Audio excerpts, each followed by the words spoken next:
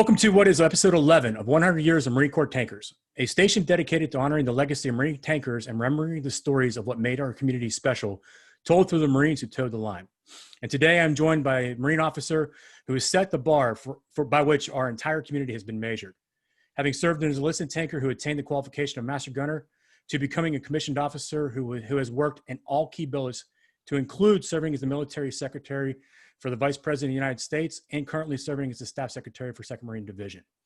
It is my distinct pleasure to welcome to 100 Years of Marine Corps Tankers, my mentor and friend, Major Chris Upton. Hey, man, how's it going? Good to have you. So per SOP, we're going to go through your bio and kind of talk about where it all kind of began as far as your tanker lineage and some of the changes you made along the lines. Starting back with July 22nd, 1992, when you decided to enlist in the Marine Corps. What made you want to become a Marine? Well, that's an interesting question. My brother was a Navy SEAL. He just retired after 30 years, and my sister was in the Coast Guard. So I felt like the only other amphibious type water service that hasn't been checked was the Marine Corps. So I was like, you know what? I'm going to join the Marine Corps. I'm sure you gave him a hard time the whole way through, right? Of course. Especially the SEAL. Yes. No, thank you to your brother and sister for everything they've done.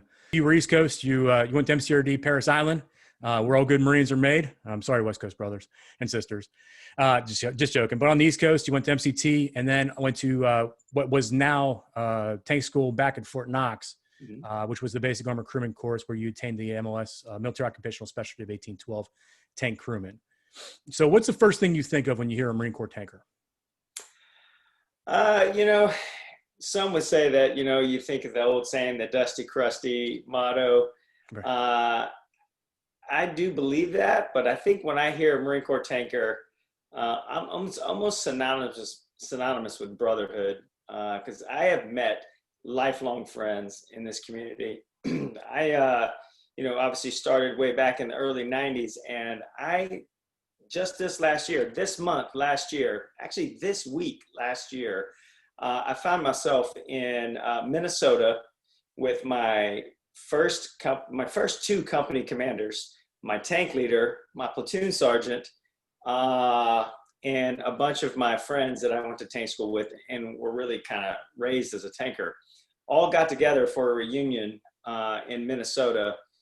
And I mean, we've known each other for 25, 28 years, and we still keep in touch. Even if we go long periods of time without talking, when we get together, it's like a brotherhood. We act like we saw each other last week. So that's what I think of.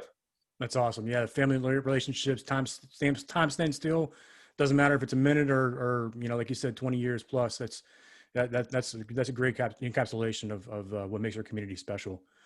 And then to my West Coast brothers, you obviously spent most of your time out in the West Coast, or at least some of your time on the West Coast as an enlisted Marine, because after BAC, you went to 1st Tank Battalion, where you served as a driver, loader, gunner, and then ultimately a tank commander on the M1A1 battle tank. That's right. And then it looks like you did a series of deployments with 1st Tanks. First one was to Southeast Asia in support of Operation Vigilant Warrior. Mm-hmm. And then in 96 of April, you returned to Fort Knox, where you were assigned as the Marine Corps Detachment Tank Crewman Instructor, so TCI, a platoon sergeant for the Marine Training Company. So all those lessons you kind of learned all the way up through to that point, kind of shaped you to be that instructor where you were actually making tankers. So I know that's a pretty broad period of time. Who were some of the leaders who influenced you early on during this period? Well, early on, if we start really in the community, I would say that the guys that really influenced me were guys like Master Gunner Sergeant Graham, who he ran the enlisted tank school when I was a student there. And then, so he kind of had a pretty profound mark on me because he was this ginormous man. And I mean, just really big into powerlifting. And I think somebody even told me he was like, a judo Olympian. I'm not sure how much truth is into that, but when you're a young Marine, you believe anything. So he kind of set me on the right path to knowing that I made the right decision to go into the armor community. And then I moved out to First Tanks, and when I ran into First Tanks, it was like we got there at night, and 29 Palms at night looks like this massive place. And then in the morning when I woke up, I felt like I was on the moon. I was like, what have I done? Where am I at? And it was a different time back in the early 90s. I probably not so different. It was different for me. I'm sure the same thing goes on nowadays, but I had a police sergeant named Jenkins who, gave me all my linen, checked me into my room. This Marine was so squared away. I actually thought he was a sergeant. I didn't know what a police sergeant was. And I'll never forget when I found out the next day, Jenkins was a PFC his third time as a PFC. But this Marine kept getting meritoriously promoted again. He just could not stop, getting into trouble. But I remember guys like Jenkins, even though he was super squared away but couldn't stay out of trouble. The Marines like Corporal Marquez, Corporal Dale, Corporal Brown, those were kind of mentors of mine in the company. And then we got this guy named, I had Paul Murray, an incredible platoon sergeant. He was my first, him and actually Scott Martin was my very first platoon sergeant. He showed me what temperament was. He showed me that you could be a guy that didn't always have to be the drill instructor or anything like that. You could actually, if you knew your job, and if you knew your job and you were able to perform, that spoke volumes. You didn't need to be the drill instructor. And he actually kind of taught me that people who kind of raise their voice and yell and scream, that's their default mode because they don't know what they're talking about. And it's typically what I found people panic. They don't know what they're saying. So they just default to, I'm going to use, authority over you. So Scott Martin, the artist formerly known as Master Guns Martin, was my very first platoon sergeant, and he shot me. He shot me straight with temperament. Then I had Dwayne Murray, who didn't have the temperament of Scott Martin, but he did have something that was invaluable to me as I progressed in the community, and that was being resourceful. That guy, if you needed something, everybody knew Dwayne Murray was going to find it. He had it. I don't know where he would come up with some of the stuff, but he always came up with it. I think everything short of a gun tube, he could come up with. So people like Dwayne Murray taught me how to be resourceful, never quit until you find out how to fix the problem. And I was also fortunate enough, my first maintenance chief was a guy named Bagnevsky. And he's a legend in the maintenance community. And that guy, he could turn a tank on and listen to it and tell you what was wrong with it. He was one of the best maintenance chiefs I've ever met. And I've met a lot of maintenance chiefs, and I hold a lot of them in very high regard. But Bagnevsky was, as I reflect, he was the guy that really kind of set the tone of what a good, he couldn't dress very well. Matter of fact, he was terrible. He wore the same raggedy pair of jeans and the same yellow colored shirt to every function. But I won't hold that against him. But he was a guy that really knew maintenance and taught me the importance that I wasn't just an operator. I was also a maintainer, albeit first echelon.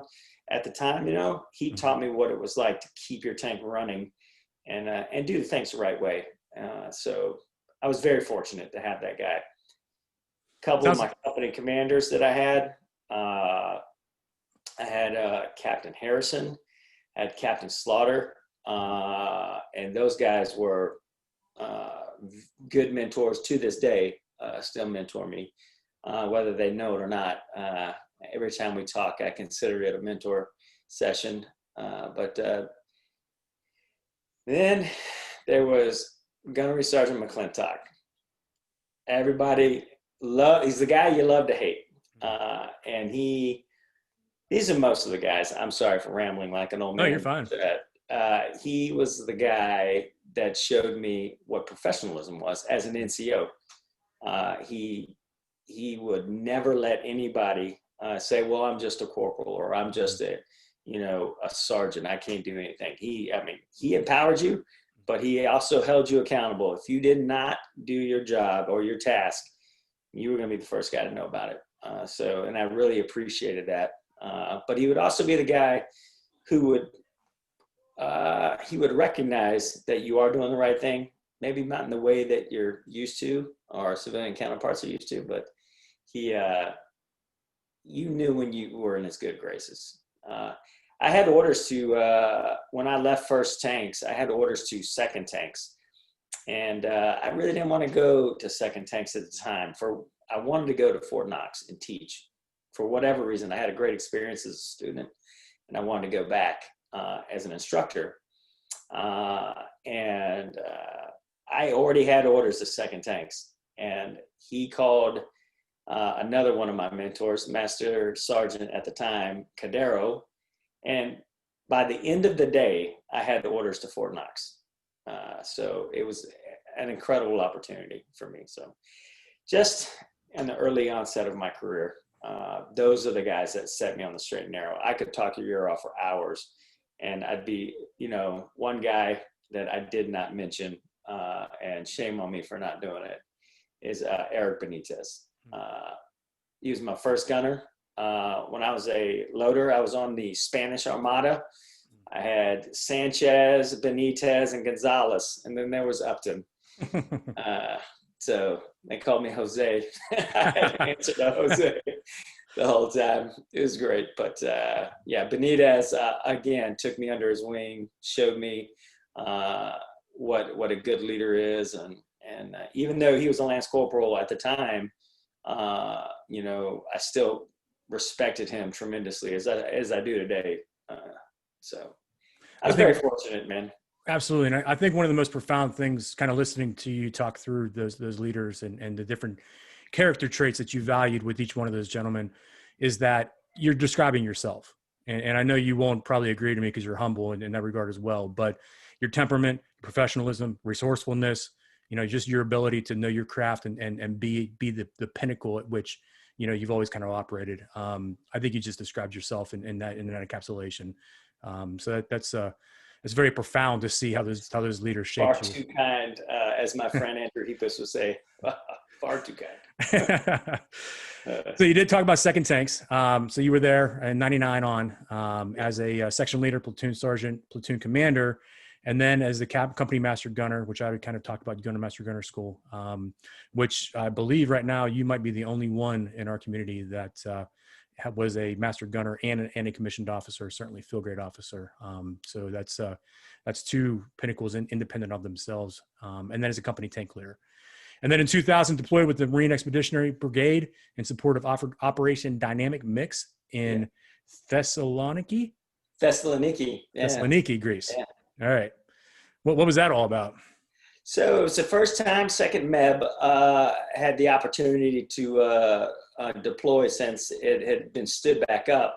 And it was under the command of Colonel Neller at the time. He had 6 Marines. And so it was a really good opportunity to, I was the platoon commander at the time. I was the company master gunner, and I was also the only guy in the division who had ever done an MPF offload. So I was also the staff NCOIC of the OPP. Wow. So I was very busy during this whole time. So I got to do staff NCOIC of the offload preparation party for the actual entire MEB, get all the gear off, and get it to where it's supposed to go. And then I got to go up to where we were training and conduct the training, and then fortunate enough to go back and be under the pressure, which I really do enjoy, of getting everything back on the ship on time, because you get charged I mean, millions of dollars for every minute you're late getting out of that port. So being under that pressure, and it was another great opportunity for me. I've been fortunate to be surrounded by great opportunities. So that was another growing experience for me, by the way. So absolutely. And then 2001, part of the Marine Expeditionary Unit in support of the Landing 6th Elite. So you already kind of touched on it, but I'm gonna re-ask the question, have you shape it a little bit differently. What are some of your early memories from being an enlisted tanker, and how do you think that helped shape you as a future officer? Well, I think my fondest memories probably come from being an enlisted tanker, because most of my closest friends that I still talk to today, were enlisted with me. I've enjoyed tremendously the opportunities as an enlisted Marine and the opportunities as a officer in the tank community. And I love them both in different ways. It's not one was not better than the other. It's just I love them both for their own unique experiences that they offered. So being a young junior enlisted Marine is, I don't know, there's just something about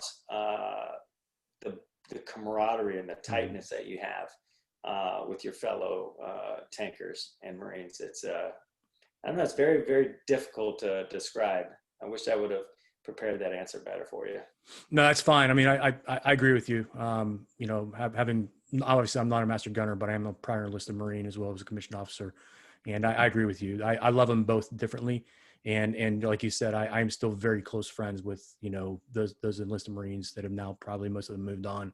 But no, that's a great answer. Yeah. I mean, it's love them both, but they're different. Yeah. I agree with that answer. So 2002, after being commissioned through the Marine Enlisted Commissioning Education Program, MESEP, you went over to Naval Reserve Officer Training Corps and NROTC in Jacksonville, Florida.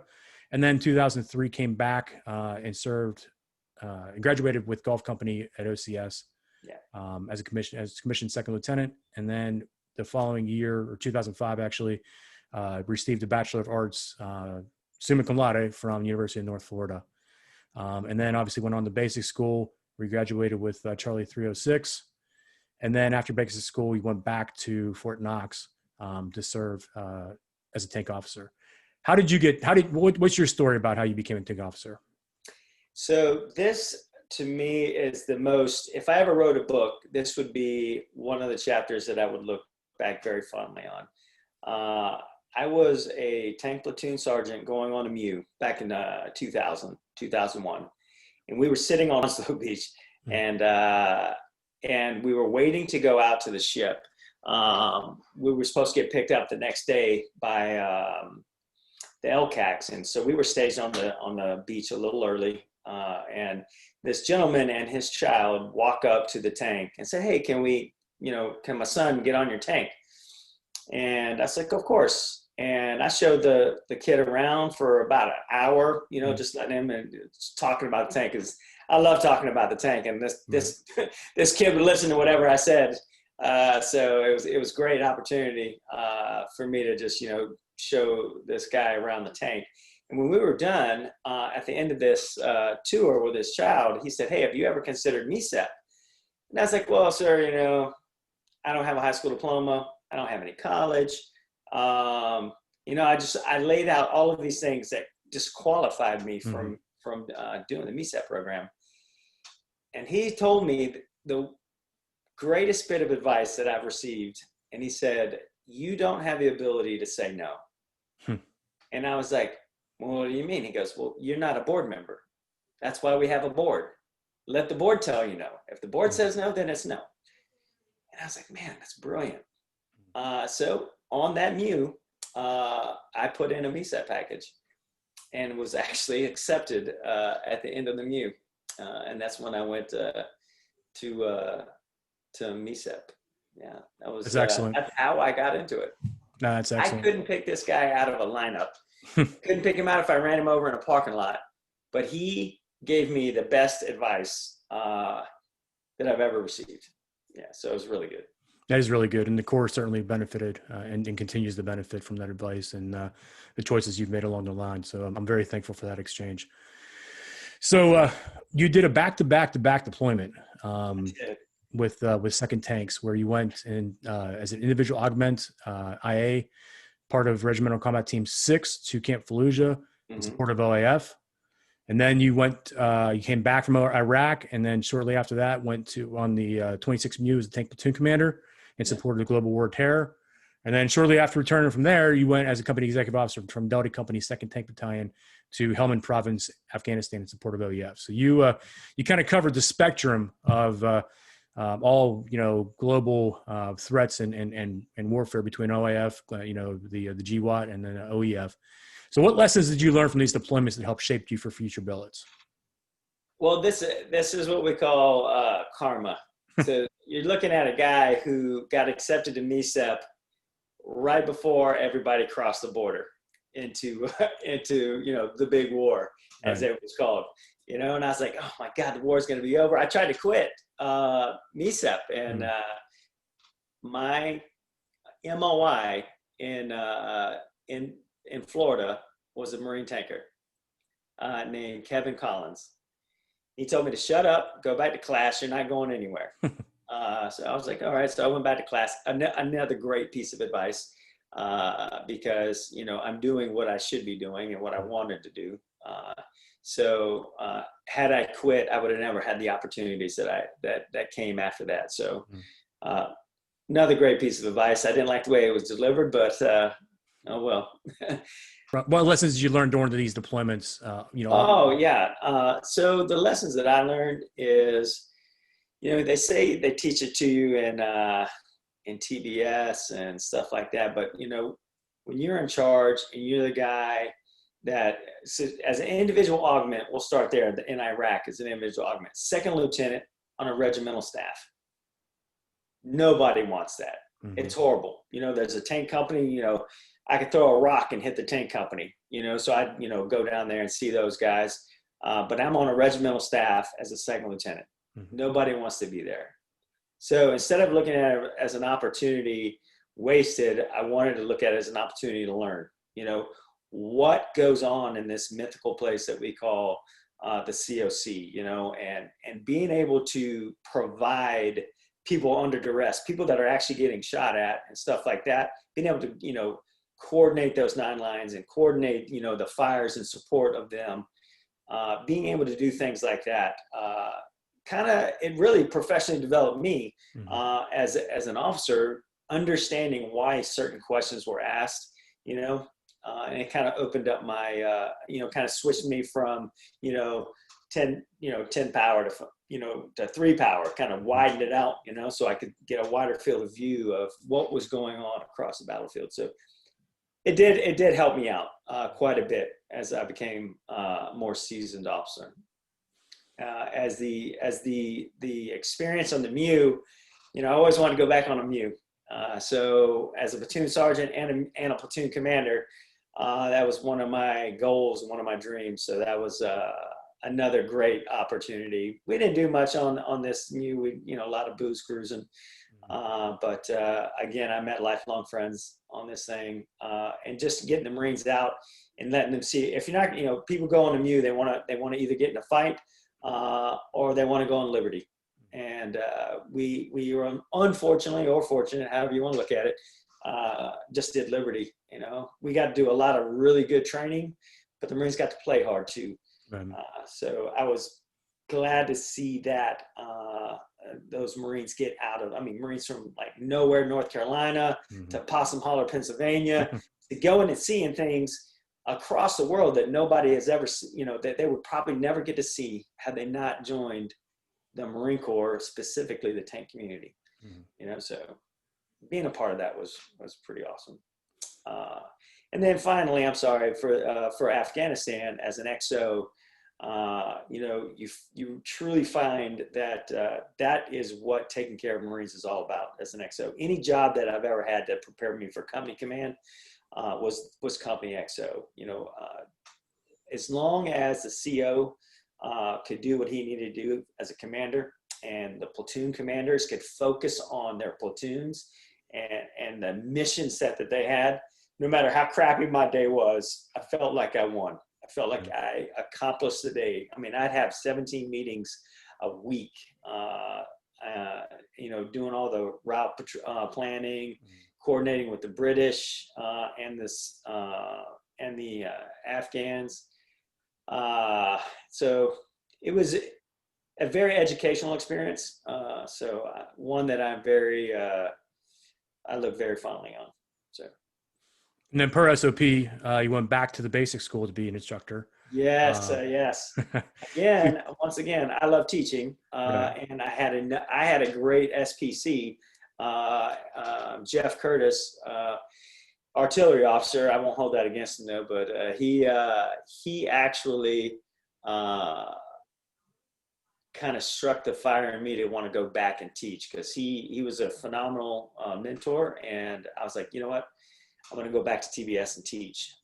And I was very impressed with all the instructors. And when I showed up as an instructor, I was just overwhelmed by the great dudes that we had and dudettes there. Everybody's A game was always on, so you always kept your A game sharp, because you didn't want to be the guy that didn't know what he was talking about or failed. So they say the old adage, steel sharpens steel. So that's what I really enjoyed about TBS. Phenomenal experience there. I got to run the gamut there, from running a package and the squad package to SPC and a lieutenant platoon, a warrant officer platoon, running the bullpen where all the instructors work, and then XO of a company as well, and then going back to teach, run the bullpen again. So I was very fortunate. And oh, by the way, while you were there, you graduated Expeditionary Warfighting School with distinction. So you certainly ran the table. I was surrounded by great people. Again, I didn't do any of it. I just asked a lot of questions. That then brings you back to 1st Tank Battalion, where you served as a company commander for 2 separate companies. Yes. And for those that do not know, tank companies comprised of roughly over 600 Marines. And then you were obviously in charge of that. And certainly did an excellent job, as everyone would expect from that. Having, obviously the station has a purpose, has a message, with the divestment of armor, there will not be another opportunity for the folks to do that, to have that experience. What is something that you will never forget about the tank community?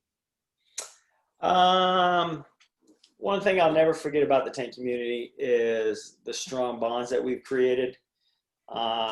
In particular, the ones that I had with Alpha Company, 1st Tank Battalion. I started out there as a young PFC, and all I wanted to do from that point, the very first book I bought out there was Marine Officer Guide, even though I knew back then I wanted to be an officer. Mm-hmm. And I wanted to command Company A. That was my pinnacle moment. That's what I wanted to do, is command Alpha Company. And I was afforded that opportunity coming out of EWS.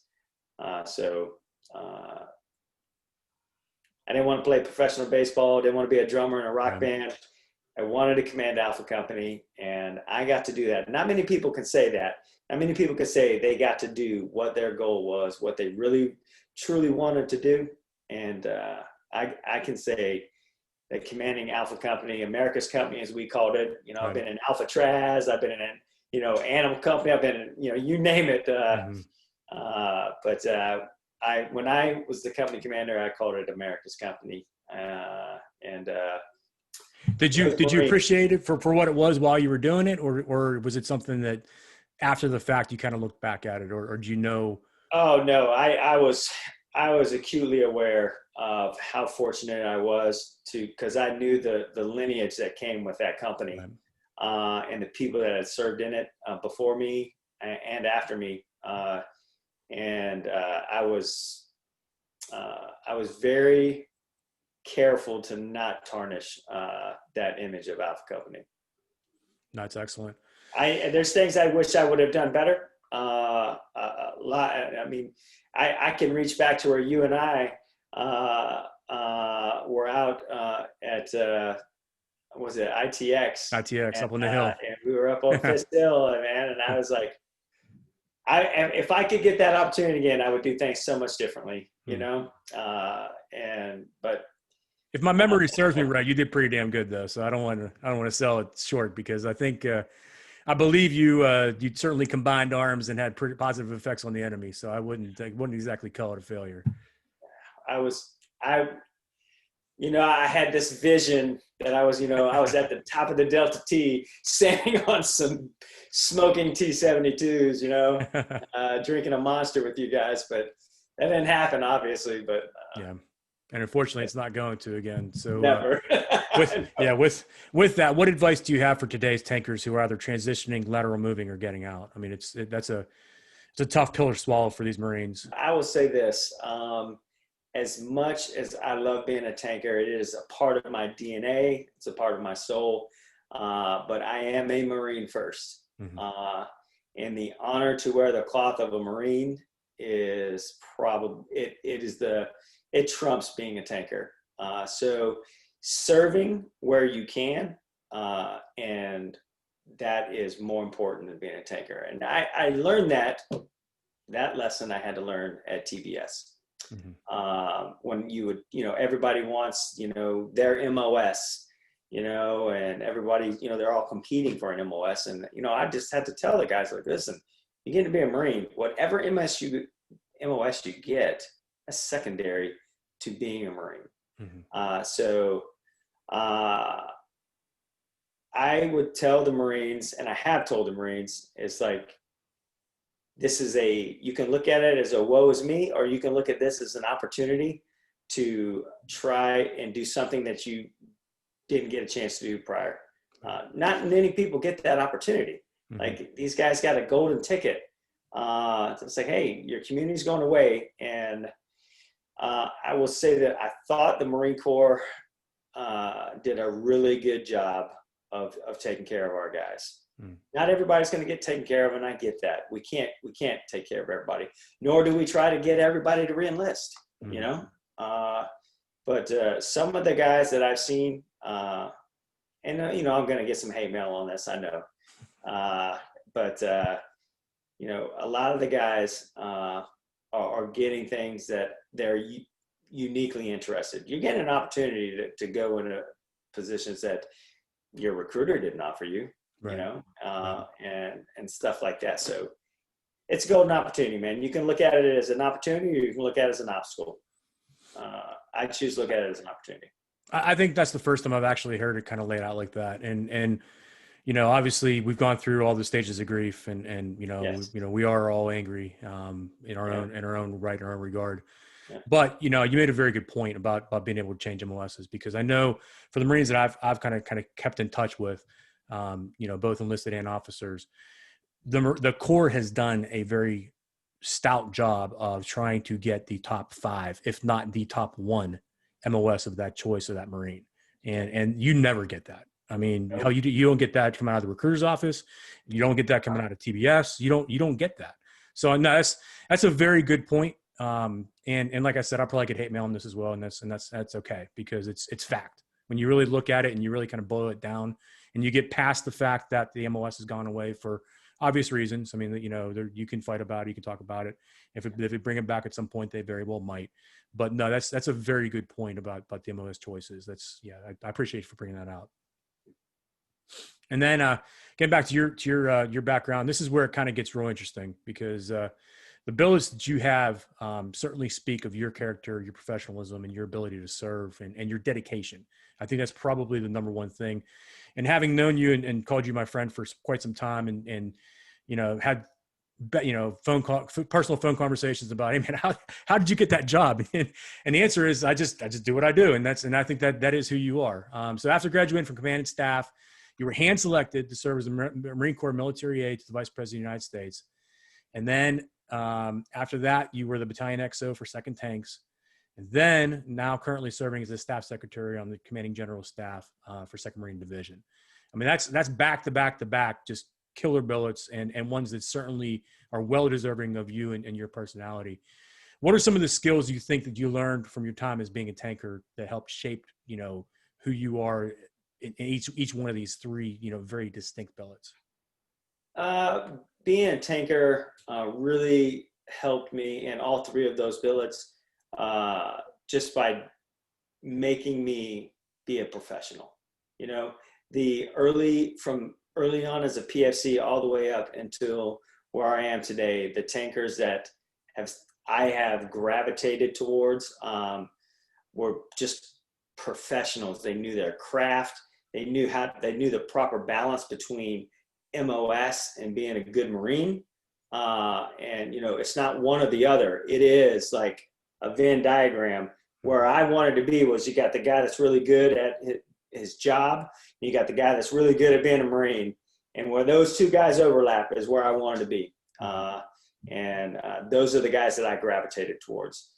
So just being a professional, not accepting failure, because one of those billets that I had was a no-fail mission. You could not be wrong. You couldn't fail. You had to be the guy that made the right decision all the time, or it would have, significant, either it would have significant consequences, or it's your last day. You choose.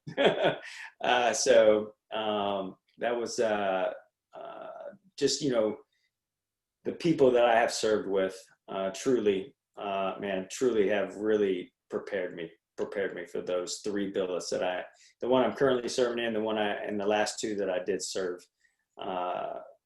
Just being surrounded, what I call GMFers, just good MFers. Mm-hmm. If this is PG, you can swear if you want. Career. Yeah. So I'm very, very, very fortunate. That's excellent. And not to take this to a dark time, but reality of this is that, this video will showcase on September 11th. And I was not in the Marine Corps when the towers fell. You were. And obviously, our experiences are very different. However, I'm sure that we were both, significantly affected. If not, in my case, where I knew personally people that I ended up losing in the towers, and then obviously yourself having gone in flight before that and after that. So what do, looking at September 11th, 19 years previous, last 19 years, how has that affected you? How do you think it's affected your perspective? And if you want to touch on the perspective of the Corps as well. So I remember, as I'm sure everybody does, where they were on that day. And I spoke earlier of when you go on a MEU, you want to go get into a fight or you want to go on liberty. And I was on a MEU as a platoon sergeant with Dave Wildman and Lieutenant Wildman at the time. And we were in Italy, Pisa, Italy, doing some training when the towers fell. Ships were gone. They left us. They were up in Naples doing liberty. And, back then nobody had cell phones. You had the one, sat phone, that the company commander probably had. And, because we're part of BLT. And we were off base when it happened. And nobody knew what was going on. It was very close-lipped until we got back on the base. And because we were doing a dismounted land nav course out in the middle of an Italian forest. Imagine that. And so it was a shock. But to see the fact that for like 2 or 3 days, nobody could pull their face out of a TV screen and just quiet. You could hear a pin drop on a ship. And that's not something you hear or see very often. During that workup, it's also important to note that I was on a Navy ship when the USS Cole was bombed. That was the first time you could hear a pin drop on a ship. I wasn't on the Cole. That's not what I'm saying, but I was on the ship when they announced it on the 1MC, and the whole ship went silent. And then, we deploy and this happens in America, and we're not there. So you wrestle around with the guilt of not being home. You wrestle around with the guilt of not being able to communicate with your family, and you wrestle around with the guilt of, well, not the guilt, but the fighting off the urge to want to go destroy somebody for doing that. Mm-hmm. No matter who it is, you just want somebody to pay, and that's not the right answer. Mm-hmm. But I will never forget that day. And we had a Marine who had a family member in the towers, mm-hmm. in my platoon. Wow. So fortunately, I think they did survive. We got them on the phone, but it's one of those things that you never forget. And I, every year, tomorrow, Patriot Day, most people don't even know that it's Patriot Day. But I always think about that day that it happened, all the lives that were lost, and especially tomorrow. I'm glad you brought it up. I think tomorrow I will think back to how it brought the country together. I mean, you couldn't buy a flag because they just weren't nowhere to be found. Everybody had them. And where we are right now in this country with the divisiveness, and I will look back tomorrow and I'll remember, 19 years ago, you couldn't come in between us back then. It was just it was a really sad time, but a really good time for the country at the same time. It brought tons of patriots into military service, tons of them that would probably never have served, and a lot of good ones. So we had, obviously a couple bad ones. You can read books about them, but I won't reflect on those guys. I'll reflect on all the true patriots that it brought into the service, and a lot of them served in our community. So that's what I'm going to remember tomorrow. Well, I thank you for that. I also thank you for taking the time out of your busy schedule to come on here and do this interview. I know that we obviously you've been back-to-back billets that's just been crushing you, and certainly your time is very valuable. And I personally thank you for this. What part? Go ahead. I'm sorry. I wanted to say one thing before I have a senior moment. I am about 24 hours late, but I do want to wish you a belated happy birthday. And you don't look a day over 53. So thanks, man. Thanks. Appreciate that. No, but dude, I really do thank you. And for the audience sake, Chris and I are friends, and it's been an absolute just luxury having been able to call you up as a mentor and watch your career and just watch some of the amazing things you've done. So from me to you, brother, thank you. To the audience, thank you for tuning in. Please subscribe if you've not already done so. And thank you all. What parting comments do you have, my friend? I want to say this to all the graybeards that I truly do respect. And there was, we get a lot of, when I was the XO of the battalion when, we heard that we were going to go away. And I will tell you that the decision was made far above anybody. They outranked us by about 10, if that makes sense. It's not like we didn't go down fighting with the ship. We went down fighting, but there's only so much you can do until you get to a point where they say, okay, shut up and color. Mm-hmm. That's it. I mean, there was one of our strongest advocates in the division, man, was our division commander. He was a huge 2-star general, huge tank fan, loved him.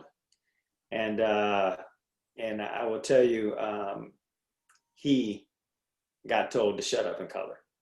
And when you're wearing 2 stars and you get told to, hey, we're mildly interested in what you think, but that's not what we're doing. So that's eye-opening. And I'm a firm believer, that the guys and gals that are making these decisions, they have more access to information than we have. So I would, I'm truly hoping they're making the right decision. Obviously, just, between me, you, and the fence post, which doesn't really make sense if this is going to go on the internet. But obviously I would love to see tanks stick around for another 100 years. Right. So, yeah. I would say that. And thank you. I could sit here all night and name names of people that have touched my career, made me the man that I am today. And you are definitely one of them. I leaned on you heavily out at ITX, and I appreciate all that you did for me out there. And just throughout my career, just the conversations that we've had. And I am very sorry that I didn't get to mention everybody by name, but just know that if our paths crossed, our tank tracks passed in the night, I am very appreciative of everything that everybody has done for me. And I hope that my minor contributions have had just a little bit of an impact on people as much as they've had on me. No, thank you for that. I appreciate that, my friend. And you know how I feel about you. So, like I said, it's been an absolute honor. Thank you for coming on. Thank you for taking the time. And with that, we'll close out. Yeah. Thank you for doing this. You are doing a great service to our community. I know I told you that the other day. Thanks. But I want everybody to hear and recognize, what a great thing you're doing, memorializing our community for everybody. So I'm just the messenger, man. You guys are doing the interviews. I'm just the messenger. I'm just putting it together. But thank you for that. That means a lot. I appreciate that. All right, my friend. All right, brother. Thanks for having me. Hurrah. Take care. You too, man.